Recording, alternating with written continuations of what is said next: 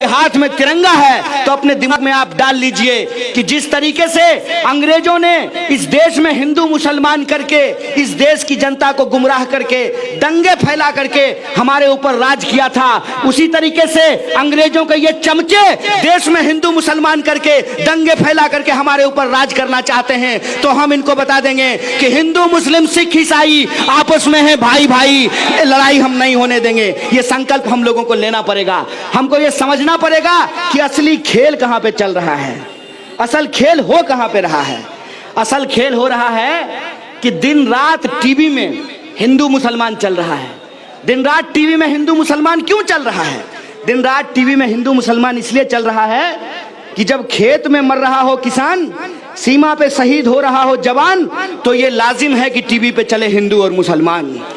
इसीलिए कि आप अपने हाथ में रॉड ले लें, आप अपने हाथ में बंदूक ले लें, एक दूसरे ऊपर गोलियां चलाते रहें और ये अपने बेटा को बीसीसीआई का सेक्रेटरी बना दें, ये अपने बेटा को मंत्री बना दें, ये अपने बेटा को विधायक बना दें, ये अपने बेटा को नेता बना दें और आपको ये दंगाई बनाना चाहते हैं। तो मैं खास करके इस देश के जो बहुसंख्यक समुदाय के लोग हैं, मेरा नाम कन्हैया है, मैं उनसे कहना चाहता हूं कि दोस्त एक बार सोच करके देखो, दिल दे दिए हो तो दिल का कोई हिसाब नहीं होता है।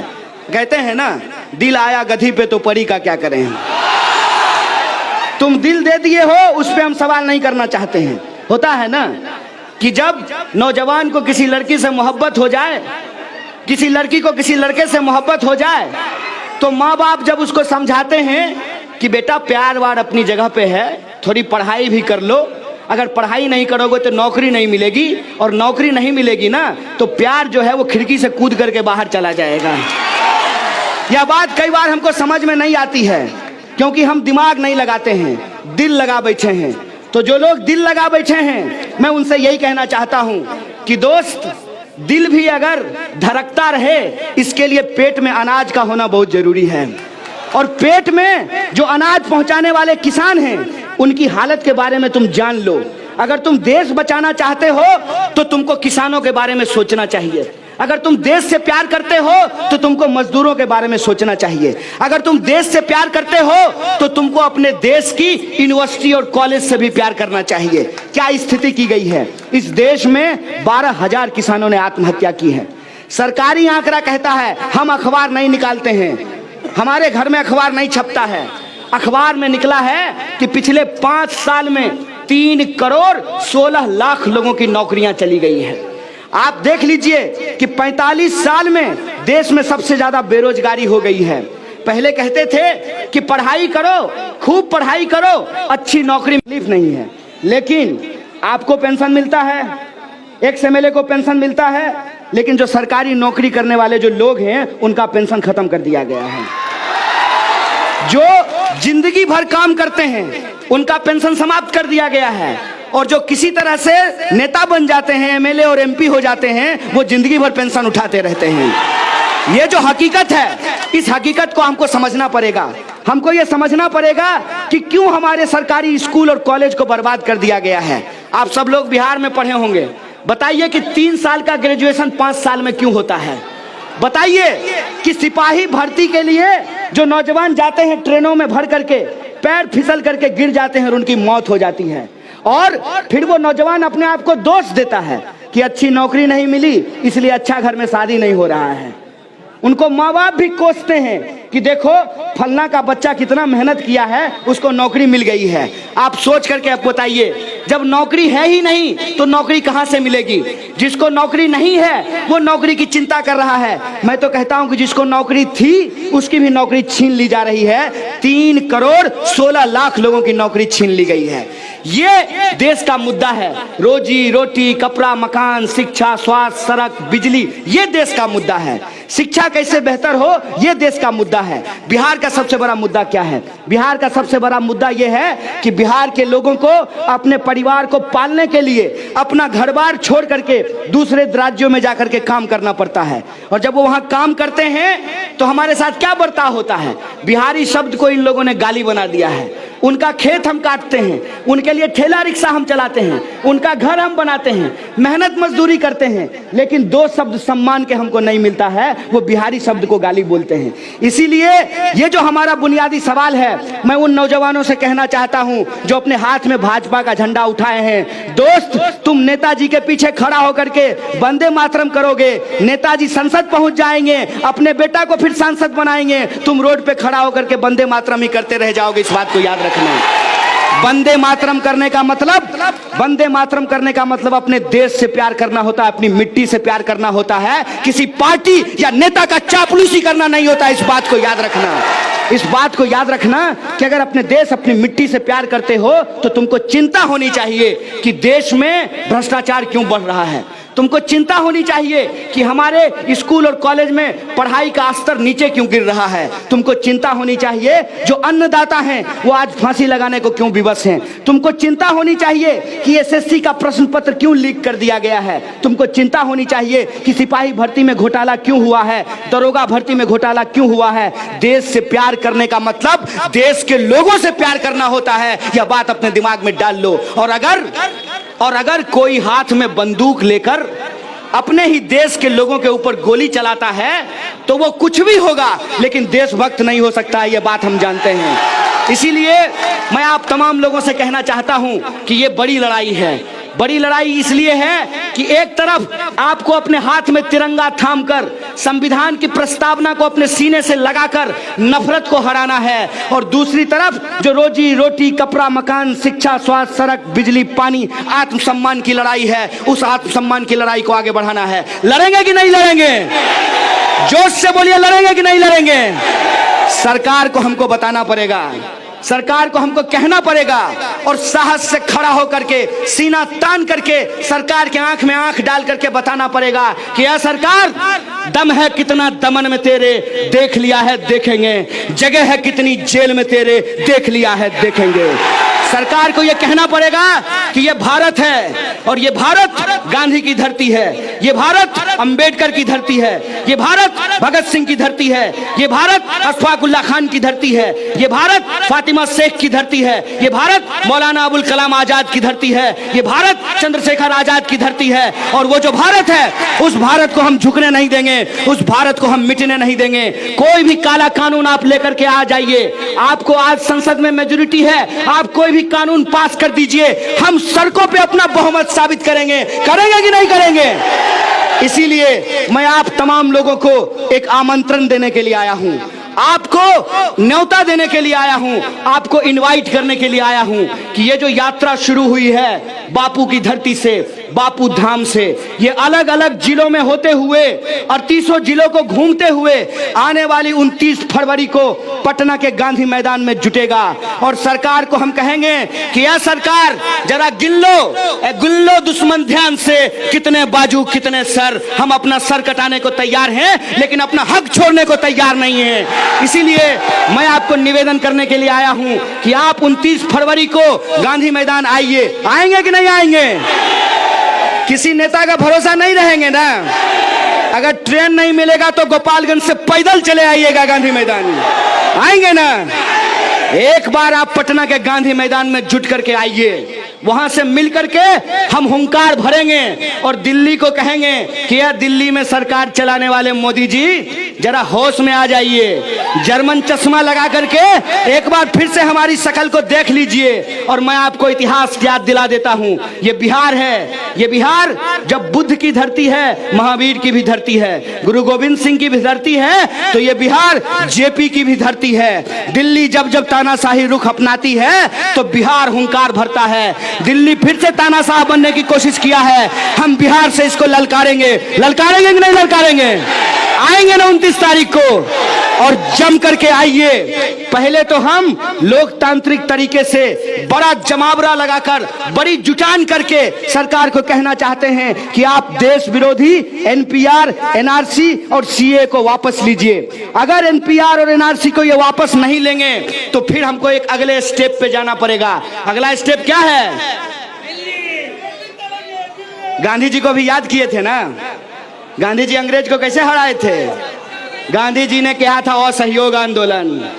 और असहयोग में गांधी जी का नारा क्या था कि अगर सरकार आपको नागरिक नहीं मानती है तो आप सरकार को सरकार मानना बंद कर दीजिए। गांधी जी ने जब अंग्रेजों ने नमक कानून बनाया था, एक काला कानून बनाया था, तो गांधी जी ने कहा था कि इसका हम सविनय अवज्ञा करेंगे। तो बताइए, ये एनपीआर, एनआरसी और सीए काला कानून है कि नहीं है? तो क्या आप इसको मानेंगे? तो इसका विरोध करेंगे कि नहीं करेंगे? इसीलिए अपने मोहल्लों के बाहर लिखिए कि इस मोहल्ले में संविधान को मानने वाले लोग रहते हैं, इसीलिए एनआरसी, एनपीआर और सीए को नहीं मानते हैं। लिखेंगे कि नहीं लिखेंगे?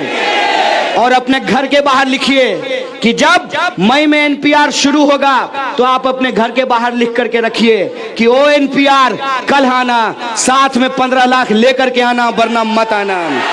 सरकार को बता देंगे कि इनकार करना, हाँ कहना और ना कहना ये हमारा संवैधानिक अधिकार है, इसमें कोई कानूनी दिक्कत नहीं है। अगर कोई आपसे सवाल पूछता है कि बताइए आपके पिताजी का क्या नाम है, तो ये आपका अधिकार है कि आप उसको बताएं या ना बताएं, ये आपका संवैधानिक अधिकार है। सरकार या तो कागज के आधार पर लोगों को नागरिकता छीनने की जो साजिश है उसको बंद करे, अगर नहीं बंद करे तो आपके घर जो आए आपके दादाजी के दादाजी का नाम पूछने, तो उसको कहिए कि आइए, रसना पीजिए, रूह अफ़ज़ा पीजिए और उल्टे पांव वापस चले जाइए। ये काम हम लोगों को करना पड़ेगा। करेंगे कि नहीं करेंगे? अगर आप करने के लिए तैयार हैं तो मैं आपको बता देता हूं, ये बोले हैं ना कि हम 1 इंच भी पीछे नहीं हटेंगे, बोला है ना मोटा भाई? अरे 1 इंच तो क्या, अमित शाह तुमको वहीं भागना पड़ेगा जहां नित्यानंद भाग करके गया है, कैलासा। इस बात को याद रखना। अंग्रेजों को भी लगता था कि वो भारत छोड़ करके नहीं जाएंगे, छोड़ करके गए कि नहीं गए? अगर भारत में रहोगे तो भारत के हिसाब से रहोगे, और भारत का हिसाब ये है कि हम भारत के लोग हैं, हम धर्म के आधार पर कोई भेदभाव बर्दाश्त नहीं करेंगे। ये मान करके रहोगे। अगर नहीं मानने के लिए तैयार हो तो वहीं भाग करके जाओगे जहां नीरव मोदी और मेहुल चोकसी भाग करके गया है। इस बात को याद रखना। और इसी संकल्प के साथ कि ये बड़ी लड़ाई है, इस बड़ी लड़ाई में एक चीज का और हमको ख्याल रखना है। अगर हमारे हाथ में तिरंगा है, अगर हम अपने सीने से अंबेडकर और गांधी की तस्वीर लगाते हैं, अगर हमारे मन में भगत सिंह का सपना है, तो एक बात को याद रखिएगा, किसी भी सूरत में हमको इस आंदोलन में किसी भी हिंसा को बर्दाश्त नहीं करना है। इसीलिए एक चीज अपने दिमाग में रखिएगा, don't be silent, don't be violent. हम लोगों को वायलेंट नहीं होना है, क्योंकि हिंसा वो करते हैं जिनको अपने तर्क पे ताकत नहीं होता है, जिनको अपने तर्क पे भरोसा नहीं होता है। हमको हिंसा करने का जरूरत नहीं है। हम तो अमित शाह को मुंह से ही चिढ़ा देते हैं, बोलिए पत्थर चलाने का क्या जरूरत है? ऐसे ही प्रधानमंत्री को तितकी लगना शुरू हो जाता है। बताइए इसमें हमको हिंसा करने का क्या जरूरत है? जब हमारे पास तर्क है और जब हमारे पास एकता है तो हमको हिंसा की जरूरत नहीं है, उनको हिंसा की जरूरत है। हम किसी भी सूरत में हिंसा को बर्दाश्त नहीं करेंगे। एक एक कदम चल करके, जैसे हमारे पुरखों ने अंग्रेजों से हमको आजादी दिलाई थी, उस आजादी को हम बचाएंगे। बचाएंगे कि नहीं बचाएंगे? इसी आशा और विश्वास के साथ कि ये आजादी बड़ी कुर्बानियों से मिला है, ये तिरंगा बड़ी कुर्बानियों से हमको मिला है, हर हाल में इस तिरंगा को नहीं झुकने देंगे और धर्म के आधार पर, जात के आधार पर कोई भेदभाव स्वीकार नहीं करेंगे। और जो हमारा बुनियादी सवाल है, उन बुनियादी सवालों को लेकर के लड़ेंगे। तो एक नारा हम लोग लगा रहे हैं, उस नारे के साथ ये लड़ाई को हम आगे बढ़ाएंगे। सुन ले जुमला सरकार, नहीं चलेगा सीए, एनआरसी, एनपीआर। देश का युवा मांगे रोजगार, नहीं चलेगा सीए, एनआरसी, एनपीआर। ये नारा पसंद है ना? तो आप भी इस नारे को लगाया कीजिएगा। इन्हीं शब्दों के साथ कि आप लोग इतनी संख्या में आए, आपकी मोहब्बत आई मिली हमको, मैं शुक्रिया अदा करते हुए तमाम जो हमारे ऑर्गेनाइजर हैं उनको शुक्रिया अदा करते हुए, जो मीडिया के दोस्त हैं उनको शुक्रिया अदा करते अपनी बात को खत्म करता हूँ। शुक्रिया। इनकलाब जिंदाबाद, हमारी एकता जिंदाबाद। अच्छा नारा, अच्छा ठीक ठीक, आजादी का नारा सुनेंगे। ये जो बगल का एक राज्य है यूपी, हमारा पड़ोसी राज्य है, वहां का जो सीएम है ढोंगी, वो ढोंगी कहता है कि जो आजादी का बात करेगा उसके ऊपर देशद्रोह का मुकदमा करेंगे। ए गुलाम, तुम गुलाम हो, तुम गुलामी की बात करोगे। हम आजाद पैदा हुए हैं, आजाद मरेंगे, इसलिए हम आजादी की बात करेंगे। करेंगे कि नहीं करेंगे? और आजाद देश में आजादी की बात करना ये हमारा बुनियादी अधिकार है कि नहीं है? तो आपको भी आजाद देश में बची खुची समस्याओं से आजादी चाहिए? आपको एनपीआर से आजादी चाहिए? तो आप भी हमारे साथ अपने नारे को बुलंद कीजिएगा। अरे हम क्या चाहते हैं? है हक हमारी, है जान से प्यारी, है प्यारी प्यारी महिलाएं मांगे तो पुरुष भी बोला, तो मैं भी बोलूं, तो तुम भी बोलो। है हक तुम्हारी, है हक हमारी। अरे सुन ले मोदी, तो साहब भी सुन ले।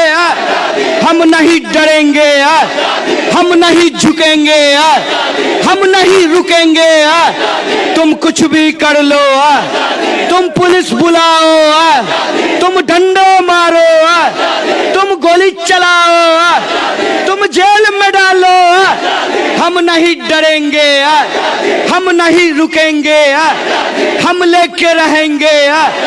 आजाद देश में, आजाद देश में आजाद वाली, अशफाक वाली, तो बिस्मिल वाली, फातिमा वाली, तो फूले वाली, तो गांधी वाली, अंबेडकर वाली, अरे भगत सिंह की। है हक तुम्हारी, है हक हमारी, है जान से प्यारी। अरे गरीबी से, तो भुखमरी से, अरे बेकारी से, अरे छुआछूत से, तो झूठ मूठ से, तो लूट खसोट से, अरे भेदभाव से, अरे एनपीआर से, तो एनआरसी से, अरे सीएए से महिलाएं मांगे। अरे डरते किससे? तो ऊंचा बोलो। बच्चों ने बोला, महिला ने बोला, अरे बोल दलिता, अगरों ने बोला, पिछड़ों ने बोला, है हक तुम्हारी। आदिवासी भी बोला, अल्पसंख्यक बोला, बहुसंख्यक बोला, है हक तुम्हारी, है हक हमारी। हम लेके रहेंगे आजाद देश में, आजाद देश में। तो जातिवाद से, सामंतवाद से, तो मनुवाद से, और संघवाद से, और पूंजीवाद से, तो मिलकर बोलो आतंकवाद से। है हक तुम्हारी, है हक हमारी, है प्यारी प्यारी, हम लेके रहेंगे। महिलाएं मांगे, अरे हाँ कहने की, तो ना कहने की, पढ़ने लिखने की, पहनने ओढ़ने की, पढ़ने लिखने की, साथी चुनने की, तो हाँ कहने की, तो ना कहने की, तो मिलकर बोलो। सीए से, तो एनपीआर से, तो एनआरसी से, है हक तुम्हारी, है हक हमारी। बहुत बहुत शुक्रिया, बहुत बहुत धन्यवाद।